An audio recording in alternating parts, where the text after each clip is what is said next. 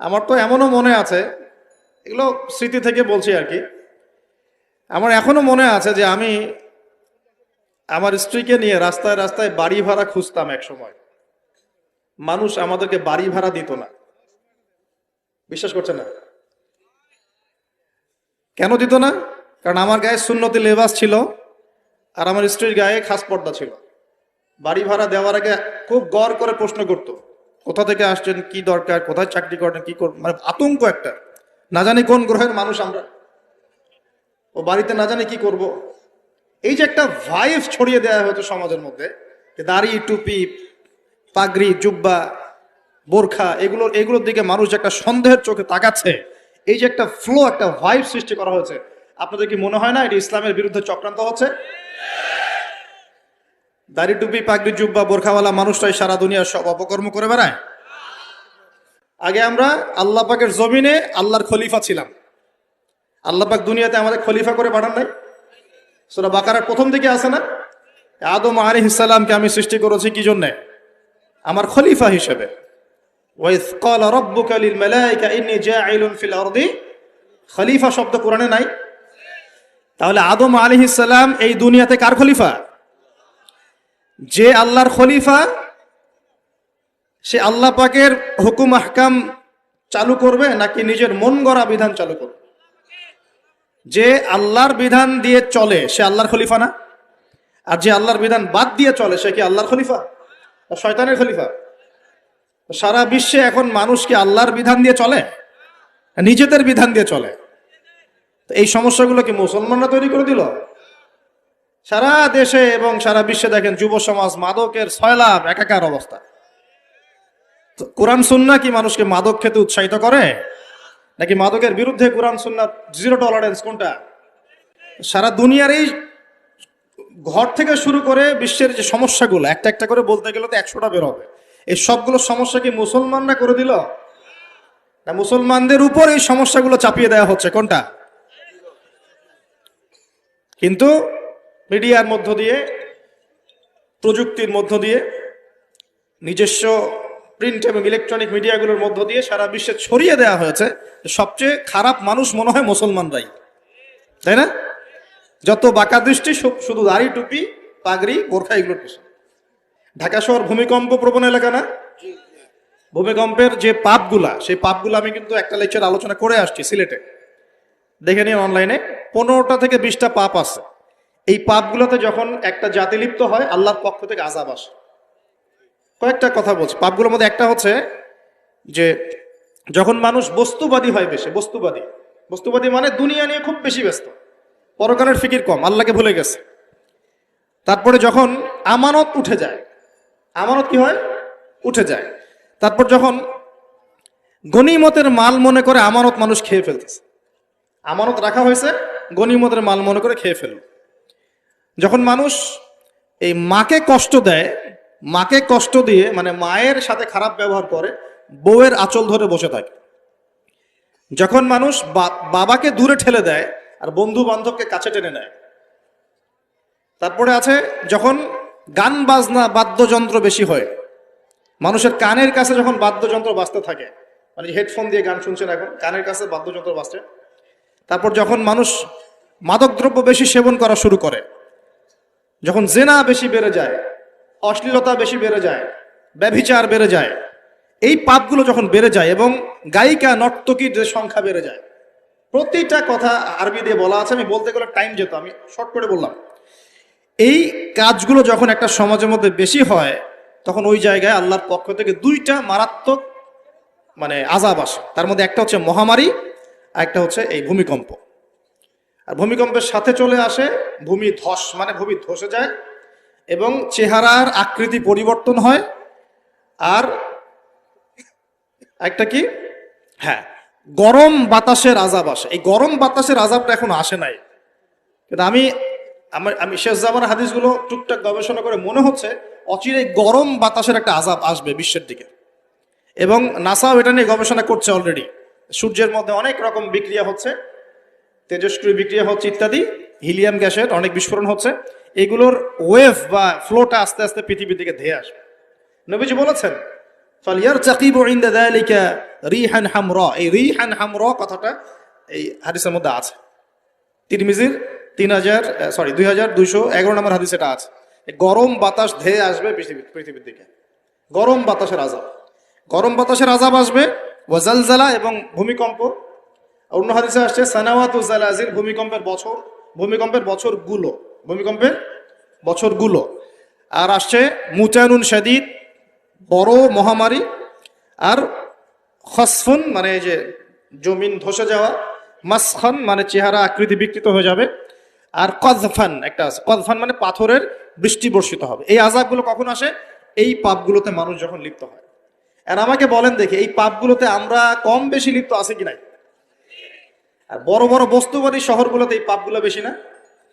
এখানে মানুষ ওই হাদিসের উপর আমল করছে এখন। কোন হাদিস? নবী সাল্লাল্লাহু আলাইহি ওয়াসাল্লামের ইন্তেকালের ৮০ থেকে ৮৫ দিন আগে একটা হাদিস তিনি বলে গেছে, একদম শেষের দিকে, জীবনের শেষের দিকে। ওই হাদিসটাকে বলে হাদিসে জিবরিল। কি বলে?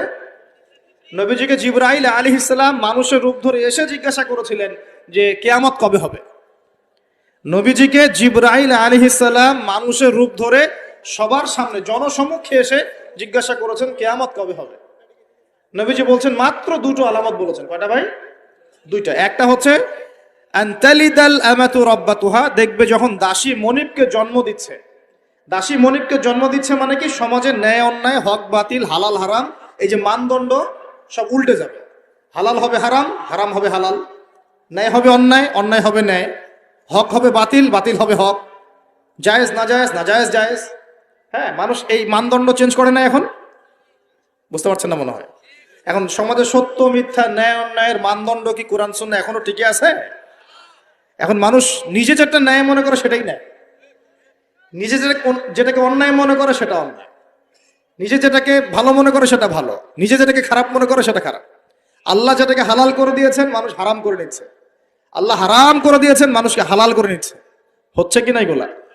তো এই যুগ চলে আসে নাই যে দাসী মনিবকে জন্ম দিচ্ছে না? মানে মানদণ্ড উল্টে গেছে। আমার কথা কি বুঝতে পারেন? মানদণ্ড উল্টে গেছে। জিনিস ভালো মন্দের, ন্যায় অন্যায়, হক বাতিলের মানদণ্ড উল্টে গেছে। বলেন তো সত্য মিথ্যার মানদণ্ড কি? আমার বুদ্ধি না আল্লাহর ওহী? কোনটা? সত্য মিথ্যা, ন্যায় অন্যায়, হক বাতিলের চূড়ান্ত মানদণ্ড কি? আমার বুদ্ধি নাকি আল্লাহ পাকের কোরআন সুন্নাহ? কোনটা? কিন্তু সমাজে কি সেটাই বাস্তবায়িত আছে 100%? 50%ও কি আছে? তো এই সমস্যাটা কি চলছে কিনা? তার মানে কি আমাদের এই বড় আলামতটা আমরা দেখছি কিনা?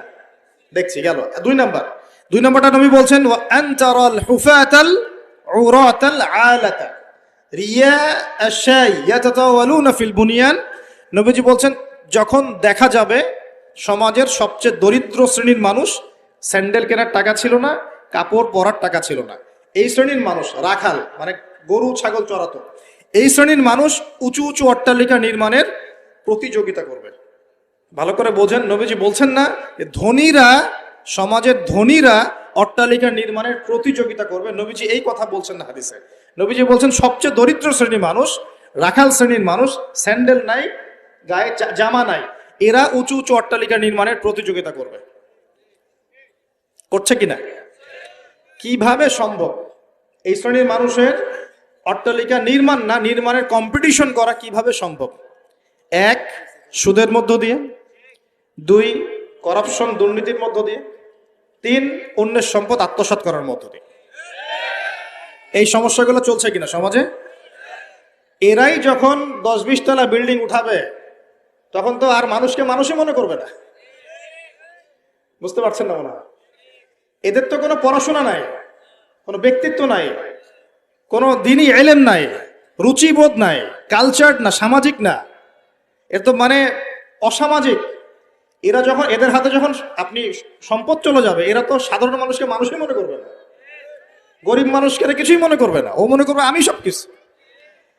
আমরা দেখেছি যার একটা বাড়ি আছে ঢাকায়, ও মানুষকে মানুষই মনে করে না, মানুষকে মানুষই মনে করে না, যে মনে করে আমি শহরের মালিক। হ্যাঁ, কি একটা অবস্থা মানুষের মধ্যে, যে কি অহংকার, কি আত্ম অহংকার, এই দালান কোঠার যে অহংকার। এই সমস্যাগুলো হলে আল্লাহ ভূমিকম্পতে ধসায় দিবেন না? দেখেন নাই কয়দিন আগে কি হলো? গতকালকে যে কোটিপতি ছিল তার পরের দিন রুটি নিয়ে দাঁড়ায় আছে। গতকালকে আইসক্রিম বিক্রি করেছে নাচানাচি করে, তারপরের দিন বসে আছে, কিচ্ছু নাই। আল্লাহ পাক এই পাপগুলা দেখে সবর করেছেন, ধৈর্য ধরেছেন। ধৈর্য ধরে এক সময় যখন আল্লাহ পাকের আযাব চলে আসছে, একবারে সব সমূল উৎপাদিত করে দিচ্ছে। আমরা তো কারো দুঃখে খুশি না, বরং এগুলো সারা দুনিয়ার মুসলমানদের জন্য শিক্ষা। সারা দুনিয়ার মুসলমান যে যেখানে আছি, আমাদের সবার জন্য এটা শিক্ষা। এই পাপগুলোতে আমরা লিপ্ত হই, আল্লাহ পাক ছাড় দিলেও ছাড়বেন না। আল্লাহ পাক ছাড় দিবেন কিন্তু ছাড়বেন না। মানুষের মধ্যে এখন সম্পদের যে অহমিকা, গরিব মানুষকে মানুষই মনে করে না, খেটে খাওয়া মানুষকে মানুষই মনে করে না। রিক্সাওয়ালা, যারা নিম্নবিত্ত, নিম্ন মধ্যবিত্ত, চা বিক্রি করে, পানের দোকান করে, হালাল খায়, কৃষক, এই মানুষগুলোকে এখন বড় লোকরা মানুষই মনে করে না। আর জাকাত তো দেয়ই না, জাকাত তো তার উপরে ছিল ফরজ, ওই জাকাত তো দেয়ই না যে এই খাবার তার কাছে পৌঁছাবে। উল্টা কিভাবে তাদের সম্পদ লুটে পুটে খাওয়া দেয় সেই বুদ্ধি। আবার দিলেও যে কত শর্ত, বাপরে বাপ। তো কিছুটা মনের কষ্ট থেকে বললাম কথাগুলো আর কি, যে আসলে আপনি যখন কোরআন এবং সুন্নাহর জ্ঞানী হবেন না, তখন অন্যকে সম্মান দিতে পারবেন না। আমরা বড় বড় স্লোগান দিই যে অমুক অমুকের সেবক, অমুক অমুকের সেবক। আসলে সেবা সত্যিকার অর্থে করছি? আল্লাহ পাক তার রাসূলের মাধ্যমে জানিয়েছেন, এই হাদিসটা একটু শোনেন তারপর সামনে যাই। আল্লাহ পাক তার রাসূলের মাধ্যমে আমাদেরকে জানিয়েছেন, শোনো, আলা কুল্লুকুম রাইন, তোমাদের প্রত্যেকে হচ্ছে দায়িত্বশীল। তোমাদের প্রত্যেকেই দায়িত্বশীল। কেউ পরিবারের দায়িত্বশীল, কেউ ব্যবসা প্রতিষ্ঠানের দায়িত্বশীল, কেউ তোমার চাকরির প্রতিষ্ঠানের দায়িত্বশীল, কেউ সামাজিক দায়িত্বে আছো, কেউ প্রশাসনে, কেউ পররাষ্ট্র ইত্যাদি। তোমাদের প্রত্যেকেই দায়িত্বশীল। কুল্লুকুম রাইন ওয়া কুল্লুকুম মাসউলুন আন রাইয়াতিহি, এবং তোমাদের প্রত্যেককে যার যার দায়িত্ব সম্পর্কে আল্লাহ কিয়ামতের মাঠে জিজ্ঞাসা করবে। আমরা কি উত্তর দেওয়ার জন্য প্রস্তুত আছি ভাই? সবার আগে আমি দেখি, আমি আমার উপর দায়িত্বশীল না? মনে করেন আমি বা আমাদের মতো যারা আছেন, যারা দায়ী ইলাল্লাহ, আলেম ওলামা, যারা উম্মার জন্য ভালো চিন্তা করেন, জনগণকে পথ দেখানোর চেষ্টা করেন, তাদের উপর সবচেয়ে বড় আমানত হচ্ছে কোরআন এবং হাদিস। তাদের উপর সবচেয়ে বড় আমানতটা কি? কোরআন এবং সুন্নাহ। এই জ্ঞানটাকে সত্যটাকে স্পষ্ট করে দেওয়া, এইটার আলোকে সত্য মিথ্যাকে স্পষ্ট করে দেয়া। কতজন মানুষ এই কাজটা করতেছে? কেউ হিকমার দোহাই পেরে সত্য মিথ্যা স্পষ্ট করে না, কেউ চাকরি চলে যাবে এই ভয়ে সত্য কথা বলে না, কেউ আমার এই হবে সেই হবে কত কিছু চিন্তা করে সত্যের সাথে মিথ্যা তালগোল পাকায় সময় পার করতেছে। ওয়াজ মাহফিল বাংলাদেশের দিন প্রচারের একটা অন্যতম প্ল্যাটফর্ম। এই সারা দেশে মনে হয় প্রতিদিন 100-200 মাহফিল হয় কি না? কিন্তু আপনি দেখবেন প্রচুর মাহফিল অহেতুক গাল গল্প কেচ্ছা কাহিনী, টাইম নষ্ট করে। হয়তো একজন আয়োজন করেছে, ওদের টার্গেট আমি টাকা কালেকশন করব, আর বক্তাও এখানে সুযোগ নেবে, কালেকশনে এত % আমার, ঠিক আছে? তারপরে জনগণও আসবে, কেউ আসছে ভিডিও করতে, কেউ সেলফি উঠাইতে, কেউ এইটা কেউ সেইটা, ওদিকে চানাচুর খাচ্ছে, ওদিকে মেলা লাগছে, এরকম দেখেন। এক একজন এক এক উদ্দেশ্য। আসলে উদ্দেশ্য কি আমার এখানে? উদ্দেশ্য হবে আমি আল্লাহর দ্বীনের সত্য কথাগুলো কোরআন সুন্নাহর মানদণ্ডে যাচাই বাছাই করে যুগোপযোগী ভাবে জনগণের বুঝ অনুযায়ী তাদেরকে বুঝিয়ে দিয়ে আসবো। জনগণ কি করবে? অডিয়েন্স, তারা এখানে আসবে একটা নিয়াতে, আমরা কোরআন সুন্নাহ শুনবো, কোরআন সুন্নাহর কথাগুলোকে মেলাবো, যাচাই করব। যদি কোরআন সুন্নাহর সাথে মিলে যায় আমি গ্রহণ করবো। যদি বক্তার কথা কোরআন সুন্নাহর সাথে না মেলে আমি নিব না। আমি কেন, যত বড়ই বুজুর্গ বক্তা আসুক না কেন, আলেম আসুক না কেন, কোরআন সুন্নাহর সাথে যদি তাদের কথাগুলো মিলে না যায়, সেই কথা কখনোই আপনি গ্রহণ করবেন না। করবেন? কখনো কখনো কেউ অজ্ঞতাবশত এমন কথা বলতে পারে যেটা কোরআন সুন্নাহয় নাই। এটা যদি অজ্ঞতাবশত হয়, তাহলে সে জ্ঞান অর্জন করলে আপনাকে শুধরে দিবে ইনশাআল্লাহ। আর যদি কেউ ইচ্ছা করে এগুলো করে, তাহলে আপনার উপর দায়িত্ব হচ্ছে কোরআন সুন্নাহর মানদণ্ডে যাচাই করে তার কথা গ্রহণ করা। এই কাজটাই বা কয়জন করে? শ্রোতাদের মধ্যে অনেকে আসছি বক্তাকে একবার দেখবো চলে যাব, কেউ আসছে সেলফি উঠা, কেউ মোবাইলে ছবি তুলবে, কেউ ভিডিও করবে। প্রতিটা কাজের উদ্দেশ্য কি? আমাদের দ্বীনি কাজের উদ্দেশ্য হবে এই কাজগুলোর ওসিলায় পরকালে আল্লাহর নাজাত যেন পাই ইনশাআল্লাহ, এবং দুনিয়াতে আল্লাহর দ্বীন যেন এগিয়ে যায়, উপকৃত হয়। আর রিজিক, টাকা পয়সা, উন্নয়ন সবকিছু আল্লাহ পাকে দিবে ইনশাআল্লাহ। আল্লাহ দিবেন না? ইসলামপন্থীদের হাতেই সবচেয়ে বেশি রিজিক থাকবে ইনশাআল্লাহ। ইসলামপন্থীদের হাতেই সবচেয়ে বেশি সচ্ছলতা থাকবে ইনশাআল্লাহ। আর আগামীতে যে দিন আসতে যাচ্ছে, যে অর্থনৈতিক সংকটময় বিশ্ব আসতে যাচ্ছে, এই সময় যে কোরআন সুন্নাহর আলোকে ইকোনমিক্স ঢেলে সাজাবে, সেই পার পাবে, অন্য কেউ পার পাবে না। বিশ্বাস করছেন না? দেখে নিয়ে, যাকাত যদি এখনো চালু না হয়, তাহলে গরিব মানুষের পেটে এবার লাথি মারা হবে সামনে, দেখে নিন। যাকাত চালু করতে হবে। খালি কোটি কোটি টাকা প্রতি মাসে মাসে কামাই করব, যাকাত দিব না, এটা বাদ দিয়ে দেন। যাকাত যে দিবে না সেও বিপদে পড়বে, যাকাত যাকে দেয়া হবে না তারও অর্থনৈতিক মন্দা শুরু হয়ে যাবে। যাকাত আল্লাহ পাক দিয়েছেন কোরআনের। কোরআনের অর্থনীতি মানে যাকাত, কোরআনের অর্থনীতি মানে ব্যবসা, কোরআনের অর্থনীতি মানে সাদাকা, কোরআনের অর্থনীতি মানে কৃষিভিত্তিক অর্থনীতি। এই পুরো বিষয়গুলোর মধ্যে সারা বিশ্বের অর্থনীতি পড়ে যায়। কিন্তু এখন আমরা এগুলো সব না হলেও অনেকগুলো অংশ সরিয়ে দিয়ে সুদ চালু করে এটা দিয়ে খাচ্ছি আর কি। সুদের পরিণাম ধ্বংস হবেই হবে, আজ হোক আর কাল হোক, সুদ ধ্বংস হবেই হবে। সারা দুনিয়া এখন দেখছে যে সুদ কিভাবে ধ্বংস হয়। সারা দুনিয়া এখন দেখছে সুদ কিভাবে ধ্বংস হবে। মনে রাখবেন, এর ফলে শুধু এক শ্রেণীর মানুষই লাভবান হবে। কোন শ্রেণী? যারা বুর্জোয়া শ্রেণী, যারা পুঁজিবাদী শ্রেণী, যারা ধনিক শ্রেণী, যাদের হাতে সম্পত্তি কুণ্ঠিগত থাকবে, এরা হয়তো পার পেয়ে যাবে এই দুনিয়াতে। কিন্তু মধ্যবিত্ত শ্রেণী আর নিম্ন মধ্যবিত্ত শ্রেণীর জীবনে এমন দুর্ভোগ নেমে আসবে সামনে, দেখে নিন কি হয়। সুদের পরিণতি হচ্ছে ধ্বংস। সুদের পরিণতি মানেই ধ্বংস। সুদ যখন চালু হবে, তখন আল্লাহ পাক কোরআনে বলছেন, ও যে ব্যক্তি সুদ খেলো সে যেন আমার এবং আমার নবীর সাথে যুদ্ধ করলো। একটা বলি তাহলে বুঝবেন। সূরা বাকারায় 279-80 এই আয়াতগুলোর দিকে আছে, 79-80। আল্লাহ পাক বলছেন, ইয়া আইয়ুহাল্লাযীনা আমানু, হে মুমিনগণ, ইত্তাকুল্লাহ, তোমরা আল্লাহকে ভয় করো। আল্লাহর কথা সহজ না? তোমরা আল্লাহকে ভয় করো। ওয়াযারু মা বাকিয়া মিনার রিবা, সুদ ছেড়ে দাও। সুদের অবশিষ্ট অংশ ছেড়ে দাও মানে সুদ ছেড়ে দাও। ওয়া ইল্লাম তাফআলু, যদি তোমরা সুদ না ছাড়ো, ফাআযানু বিহারবিন মিনাল্লাহি ওয়া রাসূলিহি, তাহলে আল্লাহ এবং তার রাসূলের সাথে যুদ্ধের ঘোষণা শুনে রাখো। কার কথা এটা? আমি বানিয়ে বললাম? আপনার কিতাব। এই কিতাব আপনার বাসায় নাই? আপনি কি এই কিতাবের জন্য জীবন দিতে চান না? যখন এই কিতাবকে কেউ অবমাননা করে, আপনার তো গা জ্বলে, হৃদয় রক্তক্ষরণ হয়। কয়দিন আগে ওই যে সুইডেন না ডেনমার্ক, হ্যাঁ, আমি নামও ভুলে গেছি, ভুলে যাওয়াই ভালো। এগুলো মনে রাখাই খারাপ, কারণ এদেরকে মনে রেখে কি হবে। শুধু প্রথম কথা হচ্ছে যে ওই পশ্চিমা সভ্যতার মধ্যেই যারা বাক স্বাধীনতার কথা বলে, ব্যক্তি স্বাধীনতার কথা বলে, আর তাদের বাক স্বাধীনতা মানে হচ্ছে ছেলে ছেলে বিয়ে করতে পারবে, এটা ব্যক্তি স্বাধীনতা। আর বাক স্বাধীনতা মানে ইসলামের বিরুদ্ধে যা ইচ্ছা তাই বলতে পারবে, ইসলামের বিরুদ্ধে যা ইচ্ছা তাই বলতে পারবে, এটা হচ্ছে বাক স্বাধীনতা। আর আল্লাহ পাকের বিধানের বাইরে যা ইচ্ছা তাই করতে পারবে, মদ খাবে, সুদ খাবে, ঘুষ খাবে, জেনা করবে, পর্নোগ্রাফিতে থাকবে, যা ইচ্ছা করবে, এর নাম হলো ব্যক্তি স্বাধীনতা। এটা ওরা বিশ্বাস করে। তো সেখানে কোরআনকে অবমাননা করেছে, কোরআন পুড়িয়ে দিয়েছে, আপনারা দেখেছেন তো। তখন আপনার খারাপ লাগে নাই? একটু খারাপ লাগে নাই ভাই? কষ্ট হয় নাই? যদি সে আপনার ছেলে হতো, আপনি কি করতেন বলেন? আপনার ছেলে যদি কোরআন পুড়িয়ে দিত, কি করতেন?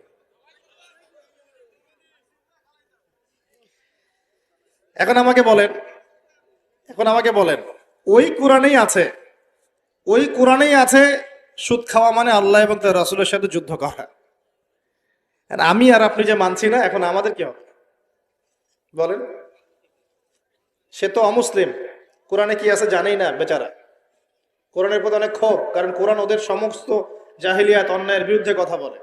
এই জন্য কোরআনকে পুরা দিতে চায় এবং নবীকেও গালিগালাজ করে, তাই না? ইসলামের বিরুদ্ধে দাঁড়া যায়, ইসলামের বিরুদ্ধে ওরা চেষ্টা চালায়, কারণ ওরা জানে না ইসলাম কি, ওরা বোঝে না কোরআন কি, ওরা বোঝে না মুহাম্মদ সাল্লাল্লাহু আলাইহি ওয়াসাল্লাম কে, তিনি কেমন আদর্শ, কেমন মানুষ, তিনি যে পুরো বিশ্বের জন্য রহমত, ওরা তো জানেই না, বোঝেই না। আমরা জানি না? এখন আমরা যে জানি, কিন্তু আমরা যে কোরআন পড়তে জানি না। আমরা তো জানি, কিন্তু আমরা তারপরেও যে কোরআন তেলাওয়াত করতে পারি না, জানার পরেও যে কোরআনের অর্থ কোনোদিন পড়ে দেখলাম না। আর গত বছর তো অর্থ পড়তে বলেছিলাম যে অর্থগুলো একটু পড়ে দেখেন, বাপরে বাপ, যে ধোয়াটা ধুইলো আমাকে, আমি একদম পরিষ্কার হয়ে গেছি, এমন ধোয়া ধুয়ে দিচ্ছে। কোরআনের অর্থ পড়ার দরকার নাই? আমি কি বলেছিলাম যে কোরআন তেলাওয়াত করলে কোনো নেকি হবে না? কোরআন তেলাওয়াত করলে কোনো নেকি হবে না, এই কথা বলেছিলাম না? বলেছিলাম যে কোরআন তেলাওয়াত শুধু শুধু তেলাওয়াত করে গেলে আপনি ভিতরের হকটা আদায় করতে পারবেন না। কোনটা বলেছে? কোরআনে আপনি সূরা ফাতিহা পড়লেন, কিন্তু সূরা ফাতিহার অর্থ আপনি বুঝলেন না। আপনি কি সূরা ফাতিহার মধ্যে আল্লাহ যা বলেছেন তা কি বুঝতে পারলেন? এই যে আয়াত একটা তেলাওয়াত করলাম, আপনি পড়তে পারলেন ইয়া আইয়ুহাল্লাযীনা আমানু তাকুল্লাহা ওয়া যারু মা বাকিয়া মিনার রিবা ইন কুনতুম মুমিনিন ওয়া ইল্লাম তাফআলু ফাআযানু বিহারবিন মিনাল্লাহি ওয়া রাসূলিহি। আপনি কি কিছু বুঝলেন?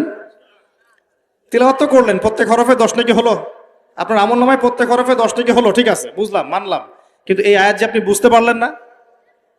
কিন্তু এখন আমি যদি বলে দেই আয়াতের অর্থটা এমন, হে মুমিনগণ আল্লাহকে ভয় করো, সুদ ছেড়ে দাও, যদি না ছাড়ো আল্লাহ এবং তার রাসূলের সাথে যুদ্ধের ঘোষণা শুনে রাখো, এবার কি কিছু বুঝতে পারলেন? বুঝতে পারেন নাই? তাহলে অর্থের দরকার নাই ভাই।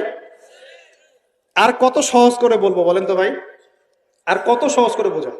আমি যে এখন মুসলিম পরিবারে জন্ম নিয়েও যে আমি কোরআন তেলাওয়াত করতে পারছি না, অর্থটা পড়ে দেখছি না, নবীর হাদিসগুলো পড়ছি না, কোরআন রেগুলার একটু তেলাওয়াত করি না, কোরআনের একটু দাওয়াত মানুষকে দেই না, কোরআনের কাজে সাহায্য করছি না, এগুলো কি আমার অপরাধ হচ্ছে না? কে বড় অপরাধী তাহলে, তারা না আমরা? বলেন এবার। দ্বিতীয় ওয়াদাটা করতে পারি? প্রথম ওয়াদা করেছেন দরুদ পড়বেন সকালে সন্ধ্যায় 10 বার করে, মনে আছে তো নাকি ভুলে গেছেন? আমাদের মেমোরি তো এখন মাছের মতো, অ্যাকুরিয়ামের মাছ আছে না, ওই মাছের মেমোরি ওখানে ঘোরে কেন সারাদিন জানেন? কারণ ওর memory short time memory loss, মানে ওর মেমোরি এত নিচু স্কেলের, ও মনে করে যে এটা হচ্ছে অনেক বড় সমুদ্র, ও কোথায় গেল ভুলে গেল, এই যেখান থেকে এই পর্যন্ত গিয়েছে ও ভুলে গেছে কোথায় কোথায় আসছে, মেমোরি লস। আমাদের কেন জানি আমাদের জাতিটা এরকম হয়ে গেছে, আল্লাহ মাফ করুক। একটা ইস্যু আসে ওইটা নিয়ে একদম মাতামাতি লাফালাফি, চলে গেলে ওটা ভুলে যাবে, নতুন ইস্যু, এমনটা হয় না? আচ্ছা, তো আপনারা ওই রকম হয়েন না অন্তত পক্ষে, আল্লাহ পাক তৌফিক দান করুন। যাই হোক, এই শবে মেরাজে রাসূল সাল্লাল্লাহু আলাইহি ওয়াসাল্লামকে আল্লাহ পাক তার আরশের কাছাকাছি নিয়ে আল্লাহ পাক যে কথাবার্তা বলেছেন, আল্লাহ পাকের সাথে তিনি যে কথা বলেছেন, আল্লাহর নূর দেখেছেন, আল্লাহর দিদার লাভ করেছেন, এই সময় আল্লাহ রাব্বুল আলামিন তাকে 3টা হাদিয়া তৌফা দিয়েছেন। কয়টা ভাই? গৌরের সাথে শোনেন, মনোযোগ দিয়ে শোনেন, 3টা হাদিয়া দিয়েছেন। এক, আল্লাহ পাক আমাদের নবীকে দিয়েছেন 50 ওয়াক্ত নামাজ। কত ওয়াক্ত? এই 50 ওয়াক্ত নিয়ে তিনি আসছিলেন। আস্তে আস্তে পঞ্চম আসমানে দেখা হয়েছে নবী মুসা আলাইহিস সালামের সাথে। কোন নবী? মুসা আলাইহিস সালাম নাম তো জানেন। কোরআনে সবচেয়ে বেশি কোন নবীর নাম এসেছে এটা জানেন তো? হয়তো অনেকে জানতেন না। কোরআনে কিন্তু সবচেয়ে বেশি আমাদের নবীর নাম আসে না। কোরআনে সবচেয়ে বেশি এসেছে নবী মুসা আলাইহিস সালামের নাম, প্রায় 137 জায়গায়। কত জায়গায়? আরো কম বেশি হতে পারে, এটা আমাদের ছোট্ট গবেষণা, আল্লাহু আ'লাম বিসওয়াব। তো কারণ কোরআন খুললেই দেখবেন মুসা আর ফেরাউন আছে না? মুসা আলাইহিস সালাম পঞ্চম আসমানে আমাদের নবীকে বলছেন 50 ওয়াক্ত নামাজ আপনার উম্মত পড়তে পারবে না, আপনি কমিয়ে নিয়ে আসেন। আমার উম্মতকে 2 ওয়াক্ত নামাজ দেয়া হয়েছিল, পড়তে পারে নাই। আচ্ছা, আর যারা বলে আমরা নাসারা বা খ্রিস্টান, এরাও সত্যিকারের খ্রিস্টান নয়।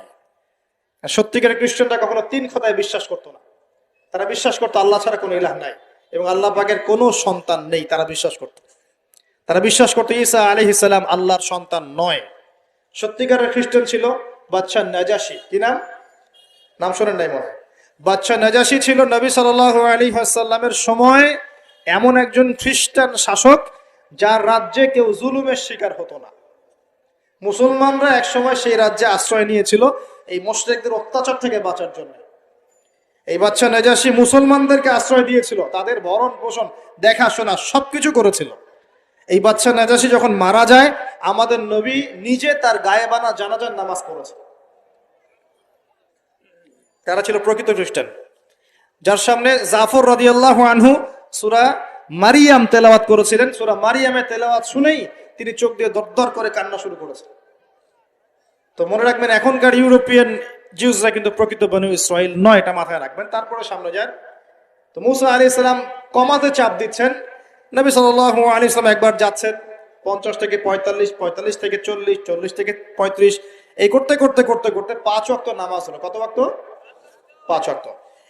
এবার মুসা আলাইহিস সালাম বলছেন আরো কমায় নিয়ে আসেন, আমার উম্মত 2 ওয়াক্ত নামাজ পড়তে পারে নাই, আপনি আরো কমিয়ে নিয়ে আসেন।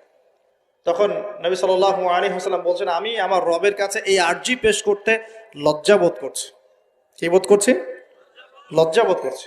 তারপর আল্লাহ রাব্বুল আলামিন বললেন যে তোমার উম্মতের উপর আমি 5 ওয়াক্ত নামাজই ফরজ করলাম, এই হাদিয়া দিলাম, কিন্তু তারা যদি 5 ওয়াক্ত নামাজ পড়ে 50 ওয়াক্তের নেকি দেওয়া হবে ইনশাআল্লাহ। আর কিছু চাই ভাই? 5 ওয়াক্ত নামাজ পড়লে আমরা প্রতিদিন 50 ওয়াক্ত নামাজ পড়ছি। শুধু তাই নয়, আল্লাহ পাক বলে দিলেন তোমার উম্মতের কোনো ব্যক্তি যে কোনো ভালো কাজ করুক না কেন তাকে 10 গুণ বাড়ায় দেওয়া হবে। 1 টাকা দান করেছেন 10 টাকার নেকি দেওয়া হবে। 1 রাকাত নামাজ পড়লেন 10 রাকাতের নেকি দেওয়া হবে। একটা সেজদা করলেন 10টা সেজদার নেকি পাওয়া যায়। একবার সুবহান, একটা পাপের কারণে আল্লাহ পাকের মহামারী নেমে আসে, আল্লাহ পাকের পক্ষ থেকে মহামারী নেমে আসে।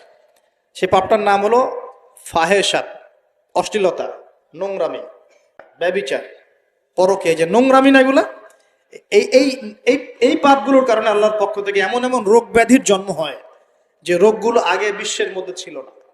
এই কথাটা হাদিসের মধ্যে আছে। এই অবৈধ জেনা এবং ব্যভিচার, পরকে, এইসব সম্পর্কের কারণে আল্লাহর পক্ষ থেকে এমন কিছু আযাব আসে, এমন কিছু রোগ আসে, ব্যাধি আসে, মুসিবত আসে, যা এই দুনিয়াতে আগে কখনো ছিল না। আপনারা কি এইডসের নাম আজকে থেকে 50-100 বছর আগে শুনেছিলেন? কখনো কেউ শুনেছিল? এখন আশঙ্কাজনক হারে এগুলো বাড়ছে কিনা? কোনো চিকিৎসা আছে এগুলোর? তাহলে মনে করছেন এগুলো কি আল্লাহর পক্ষ থেকে আযাব না? আল্লাহর আযাব না এগুলা? আমরা এখন এমন একটা জায়গায় চলে আসছি, আসলে কি বলবো, এখনকার নিউজগুলো এমন যে কোনো জায়গায় কোনো ক্ষেত্রে দেখা যায় যে বৈধ সম্পর্ক যেগুলো আছে না, বৈধ সম্পর্ক মাহরাম, এই মাহরামদের মধ্যেও অবৈধ যৌন সম্পর্ক চলতেছে না। এগুলো পেপার পত্রিকায় আসে, এগুলো দেখা যায়, অনলাইনে ঢুকলে দেখা যায়। আল্লাহ পাক আমাদের সবাইকে চরিত্র পবিত্র রাখার তৌফিক দান করুন। ভাই, চরিত্র পবিত্র রাখার জন্য একটা আমি পরামর্শ দিই, নিজেকে ভালো কাজে ব্যস্ত রাখেন। নিজেকে ভালো কাজে ব্যস্ত রাখেন, সেটা সামাজিক কাজও হতে পারে। সমাজ কল্যাণমূলক কাজ করেন না, জনসেবা করেন, মানুষের সেবা করেন, মানুষের কাছে থাকেন, সোশ্যাল ওয়ার্ক করেন। এই যে অ্যাসোসিয়েশন আছে না, কিছু সামাজিক নন পলিটিক্যাল নন প্রফিটেবল কিছু ফাউন্ডেশন থাকে না, মানুষের কল্যাণে কাজ করেন, ইফতারের প্রজেক্ট করেন সামনে, ঠিক আছে? তারপরে শীতবস্ত্র হয়, তারপরে যে ত্রাণ রিলিফ, মানে মানুষের কল্যাণ, বৃক্ষরোপণের কাজ, তারপরে আপনার এই যে রক্তদান কর্মসূচি, এই টাইপের যে ভালো ভালো কাজ, সমাজ কল্যাণমূলক কাজ, এই সমাজ কল্যাণমূলক কাজগুলো করলে মনটা বড় হবে ইনশাআল্লাহ। ভালো কাজে ব্যস্ত থাকবেন, আপনি দেখবেন মাথার মধ্যে শয়তানি নাই। যখন মানুষের কাজ নাই, সারাদিন অলস বসে থাকে, মাথার মধ্যে দুনিয়ার শয়তানি ঘোরাফেরা করতে থাকে।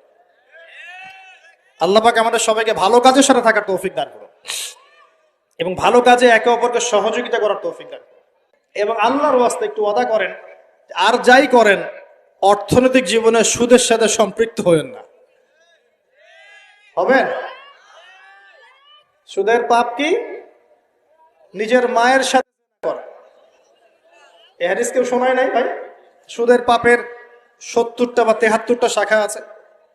তার সবচেয়ে উঁচুটা আমি বলেছি কোরআন থেকে, আল্লাহ এবং তার রাসূলের সাথে যুদ্ধ করা। সবচেয়ে নিচের পাপটা কি জানেন? সবচেয়ে নিচের পাপ হচ্ছে নিজের মাকে বিয়ে করা। নাউযুবিল্লাহ। নিজের মাকে কেউ বিয়ে করে? এর চাইতেও জঘন্য কাজ হলো সুদ খাওয়া, কারণ সুদের মধ্য দিয়ে মানুষের রক্তকে চুষে খাওয়া হয়। আর মেরাজের রাতে যখন নবী সাল্লাল্লাহু আলাইহি ওয়াসাল্লাম, যে মেরাজের কথা বলছিলাম, তিনি আল্লাহর সাথে সাক্ষাৎ করতে গিয়েছিলেন, তখন জাহান্নামের অনেক আযাব তিনি দেখেছেন। আর কিছু প্রশ্ন করতে পারে মানুষ যে জাহান্নাম কি তাহলে আগে তৈরি হয়ে আছে, আযাব কি এই সেই, এগুলো অ্যান্সার দেওয়ার জন্য আরেকটা লেকচার লাগবে। মনে রাখবেন, সময় এর নিয়ন্ত্রণ আল্লাহর হাতে। আমাদের কাছে অতীত, বর্তমান, ভবিষ্যৎ এই বিষয়গুলো আছে, আমাদের টাইম ফ্রেমের মধ্যে এটা আছে। আল্লাহ পাকের কাছে এইভাবে সময় না যে অতীত একটা, এটা বর্তমান, এটা ভবিষ্যৎ, এমন নয়। সবকিছু আল্লাহর সামনে, সবকিছু। আমরা যেখানে ঘুরি, এই সৌরজগতে আমরা ঘুরছি, এই যে ওয়াজ করছি যখন আমরা, এখনো জমিনটা ঘুরছে কিনা? আমাদেরকে নিয়ে পৃথিবী ঘুরছে শূন্যের মধ্যেই। সুবহানাল্লাহ বলেন। আমাদেরকে নিয়ে পৃথিবী এখনো এই মুহূর্তেও শূন্যের মধ্যে ঘুরছে, আসমানে ঘুরছে কিনা? আমরা কি টের পাচ্ছি? টের পাচ্ছি না। সূর্য উঠছে, আমাদের কাছে মনে হয় যে একটা দিন আসলো, ডুবলো, একটা রাত হয়ে গেল। যদি আল্লাহ পাক পৃথিবীর ঘোরার গতিটাকে কমায় দেন তাহলে কি হবে জানেন? দিন রাত লম্বা হয়ে যাবে। বুঝেন নাই মনে হয়? আল্লাহ পাক যদি সূর্য, এই যে আমরা ঘুরছি মনে করেন এভাবে, আল্লাহ যদি গতিটাকে কমায় দেন, আস্তে আস্তে ঘুরে, তাহলে দিন রাত লম্বা হয়ে যাবে। বিজ্ঞানীরা বলে, এটা বিজ্ঞানীদের কথা, এটা আমার কথা না, বিজ্ঞানীরা বলে তখন আমাদের দাড়ি চুলও নাকি পাকবে না, বয়সও নাকি বাড়বে না। যাই হোক, ওটা ওদের ওদের থটস, এটা আমাদের থটস না। আলোর বেগে যদি মানুষ মহাবিশ্বে মহাকাশে সফর করতে পারে, আলোর বেগের চেয়ে বেশি বেগে, এখনকার সায়েন্সরা বলে, ওরাই বলে যে মানুষ তখন ফিউচারে চলে যেতে পারে, ভবিষ্যতে যেতে পারে, আলোর বেগে যদি সফর করতে পারে। এটা ওদের কথা, আমরা এইসব আলোচনা যাচ্ছি না। বলছি সময়ের নিয়ন্ত্রণ কার হাতে? আল্লাহর হাতে। বারজাখ বলে একটা জগৎ আল্লাহ তৈরি করেছেন। কি নাম? বারজাখ। এই জগৎটা হচ্ছে আমাদের দুনিয়ার জগৎ আর জান্নাত জাহান্নামের যে কিয়ামতের দিন, এর মাঝখানের একটা জায়গা। এখানে ইল্লিন আর সিজ্জিন দুটো স্তর আছে, একটা নাম ইল্লিন, একটা সিজ্জিন। এই দুনিয়ার নেককার মানুষ যারা, তাদের আত্মাগুলোকে আল্লাহ পাক এই যে ইল্লিনে নিয়ে গিয়ে রেখে দেন। আর দুনিয়াতে যারা পাপী পাপাচারী, তাদের আত্মাগুলোকে আল্লাহ পাক সিজ্জিনে রেখে দেন। এই যে কবরের যে আযাব, যে আমরা একটা কথা বলি, এটা আযাব বলে রুহের আযাব। কিসের আযাব? রুহ। দেহ তো আপনার নাই ওখানে, দেহ আছে? দেহ তো পচে গেছে, গলে গেছে, তাহলে আযাবটা কিসের? রুহের। বুঝাচ্ছি, আমি এই পড়াশোনাটা করেছি ইমাম গাজ্জালী রাহিমাহুল্লাহর বই থেকে। এত গভীর মানে লেখা, মানে ধরতে গেলেও মনে হয় যে একটা লাইন 10 বার পড়তে হচ্ছে। একটা এক্সাম্পল দিয়ে তিনি বোঝাচ্ছেন এভাবে। তিনি বলছেন এটা একটা উদাহরণ মাত্র, এটাই প্রকৃত ব্যাখ্যা না, একটা উদাহরণ মাত্র। বোঝানোর চেষ্টা করছেন তিনি এভাবে যে আমরা যখন ঘুমাই, অনেকে ভালো স্বপ্ন দেখেন না? ভালো স্বপ্ন দেখে আপনার কাছে ভালো লাগছে, খুব মজা লাগছে না? স্বপ্নের মধ্যে আপনি কি মানে ভালো ফিল করছেন, মাশাআল্লাহ ভালো লাগছে, ঘুরছেন ফিরছেন খাচ্ছেন।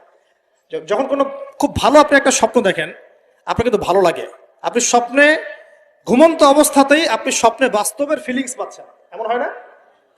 আল্লাহ পাক যদি আপনাকে স্বপ্নের মধ্যে রেখে দেন, ধরেন 1 বছর 1.5 বছর 2 বছর, তার মানে 1-2 বছর আপনি স্বপ্নের মধ্যেই বাস্তবের ভালো লাগার ফিলিংসটা পেতে থাকবেন, কিন্তু আপনি ঘুমিয়ে আছেন। বাইরে থেকে আমি আপনাকে দেখছি যে আপনি ঘুমিয়ে আছেন, আপনি ঘুমন্ত অবস্থাতেও ভালো স্বপ্ন দেখেই ভালো ফিল করছেন। তিনি বোঝাচ্ছেন, উদাহরণ দিয়ে বোঝাচ্ছেন, এটা কিন্তু ব্যাখ্যা নয়, জাস্ট একটা বুঝাচ্ছেন উদাহরণ দিয়ে। আল্লাহ পাক যখন শহীদদের রূহগুলোকে জান্নাতে রেখে দেন, জান্নাতে তারা এইভাবে রূহগুলো ঘুরতে থাকে, ফল ফলাদি খেতে থাকে, পাখির মধ্যে রূহ দিয়ে দেন, সবুজ পাখি, এই পাখি উঠতে থাকে, তারা ভালো ফিল করতে থাকে। ওই হায়াতটাকে আল্লাহ পাক তাদের কাছে বাস্তব বানিয়ে দিয়েছেন। কথা বুঝতে পারছেন? ওই হায়াতটাকে আল্লাহ পাক তাদের কাছে বাস্তব বানিয়ে দিয়েছেন। তাদের কাছে মনে হচ্ছে এটাই বাস্তব, এটাই জগৎ। আল্লাহ চাইলে করতে পারেন না? একটা ঘুমন্ত মানুষকে যদি আল্লাহ করতে পারেন, তাহলে শহীদদের ব্যাপারে করতে পারেন না? পারেন। আবার ধরেন একজন মানুষ পাপাচারী, আপনি কখনো কখনো স্বপ্ন দেখেছেন, ভয়ের স্বপ্ন, আটকে উঠছেন, শ্বাস বন্ধ হয়ে যাচ্ছে, এমন হয়নি অনেকদিন? আর হবে তো বেশি, কারণ কানে তো হেডফোন দিয়ে গান শোনেন, আর হেডফোন কানে দিয়ে ঘুমান, এফএম শুনতে শুনতে ঘুমান, এই কি করতে করতে ঘুমান। ঘুমানোর আগে তো দোয়া কালাম নাই, দোয়া কালাম মাসনুন দোয়া কালাম তো নাই, সূরা মুলক নাই, সূরা বাকারা শেষের আয়াত নাই, ইত্যাদি নাই, পবিত্রতা নাই, বিছান ছাড়েন না, লাইটস অফ করেন না। আপনার সুন্নত মাফিক তো ঘুমাচ্ছি না। ঘুমানোর কতগুলো সুন্নত জানেন? ঘুমানোরই কত সুন্নত আছে। ইস্তেঞ্জা করতে হয়, অজু করে আসতে হয়, পারলে মেসওয়াক করে নেয়, বিছান ঝাড়তে হয়, বিসমিল্লাহ বলে লাইট অফ করতে হয়, দরজায় খিল দিতে হয়, পাত্র যদি থাকে খাবার পাত্র, পানির পাত্র ঢেকে দিতে হয়, তারপরে পড়তে হয় বিছানায় গিয়ে আয়াতুল কুরসি, সূরা বাকারা শেষের 2-3টা আয়াত, সূরা ফালাক নাস ইখলাস, হাত একত্রিত করে ফু দিয়ে সারা গা মাসাহ করতে হয়। ডান কাত হয়ে আল্লাহুম্মা বিইসমিকা আমুতু আহইয়া বলে এই যে 33 বার সুবহানাল্লাহ, 33 বার আলহামদুলিল্লাহ, 34 বার আল্লাহু আকবার পড়তে পড়তে ঘুমাতে হয়। কয়জন জানে কয়জন ঘুমানোর সুন্নত? ঘুমানোর আগে এখন কানে হেডফোন, ব্লুটুথ, হাবি জাবি এইসব দিয়ে যুবকরা ঘুমাচ্ছে। প্রতিটা কাজ নবীর সুন্নত মতো করার চেষ্টা করবো, আল্লাহ পাক তৌফিক দান করুন। এই যে 9 নম্বর ওয়াদা করেন, জীবনের প্রতিটা কাজ নবীর সুন্নাহ মতো করবেন। রাজি আছেন ইনশাআল্লাহ? একদম চেহারা থেকে শুরু হবে, চুল দাড়ি পোশাক আশাক থেকে শুরু হবে। আল্লাহ পাক যত উপরে নিয়ে যাবেন, আপনি যেখানেই যান নবীর সুন্নত বাস্তবায়ন করবেন ইনশাআল্লাহ। আল্লাহ পাক তৌফিক এনায়েত করুন, বলি আমিন। মনে করেন খারাপ স্বপ্ন দেখছেন, খারাপ স্বপ্নে এখন আপনি কষ্ট পাচ্ছেন, দেখছেন যে পানিতে ডুবে যাচ্ছেন, দেখছেন যে আপনি আগুনে পড়ে যাচ্ছেন, নাউজুবিল্লাহ, দেখছেন যে আপনি হয়তো কেউ আপনার শ্বাস গলা চিপে ধরেছে ইত্যাদি, মানে আপনি কষ্ট পাচ্ছেন। বাহির থেকে কিন্তু আমি আপনার কষ্ট বুঝতে পারবো না, পারবো? আপনি ঘুমিয়ে আছেন, ঘুমিয়ে আপনি কষ্ট পাচ্ছেন। এখন এই ঘুমন্ত কষ্টের স্বপ্নটাকে আল্লাহ পাক যদি 5 বছর লম্বা করে দেন, পারবেন কিনা? আল্লাহ পাক পারেন কিনা? 5 বছর ঘুমিয়ে আছেন, আপনি উঠতে পারতেছেন না। এখন এখন এটা হয় না, আল্লাহ চাইলে পারেন, সম্ভব কিনা? আল্লাহ পাক 309 বছর ঘুম পাড়া রাখেন নাই মানুষকে, আছে না দলিল? কোরআনে আছে না? কোন সূরায়? এই তো মাশাআল্লাহ, মাশাআল্লাহ, সূরা কাহফে আছে না? 309 বছর আল্লাহ পাক 9 জন 10 জন ছেলেকে ঘুম পাড়া রাখছেন না? রাখছেন। তো এখন মনে করেন যে আল্লাহ পাক আপনাকে ওই কষ্টের আযাবটাকে লম্বা করে দিলেন, কষ্টের ওই স্বপ্নটাকে লম্বা করে, তাহলে আপনি কিন্তু ঘুমের মধ্যে কষ্ট ফিল করবেন। এখন কবরে যদি আল্লাহ পাক বারজাখের জীবনে সিজ্জিনে কিছু আত্মাকে রেখে আত্মাগুলোকে আযাব দেন এবং ওইটাকেই যদি তাদের কাছে বাস্তব ফিল দিয়ে দেন, তাহলে কি তার আযাব পাবে না? অনেক ব্যাখ্যা আছে যেগুলো নিয়ে আলাদা লেকচার দেওয়া লাগে। এতটুকু বোঝেন যে আল্লাহ পাক ইন্নাল্লাহা আলা কুল্লি শাইইন কাদির, আল্লাহ পাক প্রতিটা বিষয় সম্পর্কে ক্ষমতাবান। আল্লাহ পাকের হাতেই সব ক্ষমতা, আল্লাহ সব করতে পারেন। যে আল্লাহ পাক আমাকে শ্বাস নেয়ার ক্ষমতা দিচ্ছেন, নিঃশ্বাস নিচ্ছি, একটা নিঃশ্বাসের দাম কি অন্য কেউ দিতে পারবে? যে আল্লাহ পাক এনভায়রনমেন্ট, বায়ুমণ্ডলের মধ্যে নাইট্রোজেন গ্যাস দিয়ে দিয়েছেন, এই গ্যাস কি কে দিয়ে, অন্য কেউ দিয়েছে? যে আল্লাহ পাক শ্বাস নেয়ার জায়গা দিয়েছেন, আমাদের হার্ট যে পাম্প করছে, জন্মের সময় থেকে পাম্প করছে, এখন পর্যন্ত থামে নাই, একদিন 1 মিনিটের জন্য থেমে গেলেই শেষ, এটা কে চালু করে রেখেছে? যে আল্লাহ এত কিছু করতে পারেন, সেই আল্লাহর পক্ষে নবী সাল্লাল্লাহু আলাইহি ওয়াসাল্লামকে তার কাছে নিয়ে যাওয়া, এই আযাবগুলো দেখানো এমন কঠিন কিছু? এগুলো নিয়েও এখন মানুষ প্রশ্ন তোলে। তো এখানে নবীজি অনেকগুলো শাস্তি দেখেছেন, তার মধ্যে একই পাপের কারণে তিনটা শাস্তি দেখেছেন। কয়টা ভাই? এই সেই বিখ্যাত পাপের নামটাই হচ্ছে সুদ। কি নাম সেই পাপের? একবার দেখেছেন কিছু লোককে রক্তের নদীতে ফেলে দিয়ে মাথা ফাটিয়ে দেওয়া হচ্ছে। জিজ্ঞাসা করলেন এরা কারা? জিবরাইল আলাইহিস সালাম বলছেন এরা আপনার উম্মতের সেই সব ব্যক্তি যারা সুদখোর ছিল। রক্তের নদী কেন? কারণ রক্ত চুষে খাইতো তারা মানুষ। মাথা কেন ফাটাই দেওয়া হচ্ছে? কারণ এই মাথা দিয়ে বলেছিল ইন্নামাল বাইউ মিসলুর রিবা, ব্যবসা সুদ একই জিনিস। এই শয়তানি মাথা থেকে বেরোছে, এই কারণে মাথা ফাটিয়ে দেওয়া হচ্ছে। আর একটা শাস্তি দেখেছেন, তারা পাথর খাচ্ছে, পাথর, বড় বড় পাথর খাচ্ছে, পিছনের রাস্তা দিয়ে পাথর বের হয়ে যাচ্ছে। জিজ্ঞাসা করলেন কাদের, কি কারণে শাস্তি দেওয়া হচ্ছে? জিবরাইল আলাইহিস সালাম বললেন এটাও সুদের কারণে। 3 নাম্বারটা দেখেছেন তিনি, যে কিছু মানুষ শুয়ে আছে আর এই পেটটা, এই বাড়ি, আমাদের বাড়ি যেমন উঁচু, বাড়ির মতো উঁচু হয়ে আছে পেটটা, আর পেটের ভিতরে অজগরের মতো বড় বড় সাপ কিলবিল কিলবিল করছে। এই 3টা শাস্তি তিনি দেখেছেন। দেখে জিবরাইল আলাইহিস সালামকে বলছেন এই 3টা শাস্তি কি কারণে? 3টার ক্ষেত্রেই জিবরাইল আলাইহিস সালাম বলেছেন সুদের কারণে, সুদের কারণে, সুদের কারণে। আল্লাহ পাক আমাদেরকে হেফাজত করুন বলি। 10 নাম্বার নিয়াত, আমরা সবাই হালাল খাওয়ার চেষ্টা করবো ইনশাআল্লাহ।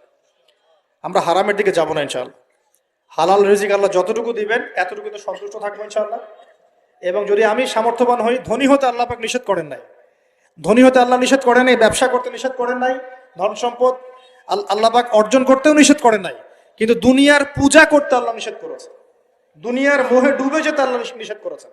সম্পদ ওসমান রাদিয়াল্লাহু আনহুরও ছিল, কিন্তু সেই সম্পদ তিনি তার প্রয়োজনে যতটুকু লাগতো এতটুকু ব্যয় করতেন, বাকিটা আল্লাহর রাস্তায় ব্যয় করতেন। ওসমান রাদিয়াল্লাহু আনহুর মতো ধনী হতে কোনো সমস্যা আছে? কোনো আপত্তি আছে? একটা আমল তার জীবনী থেকে পাওয়া যায়, এটা পড়ে আমার কাছে এত মানে নিজেকে এত ছোট মনে হচ্ছে, কাশ যদি এই আমলটা আমি করতে পারতাম। বলে দিব?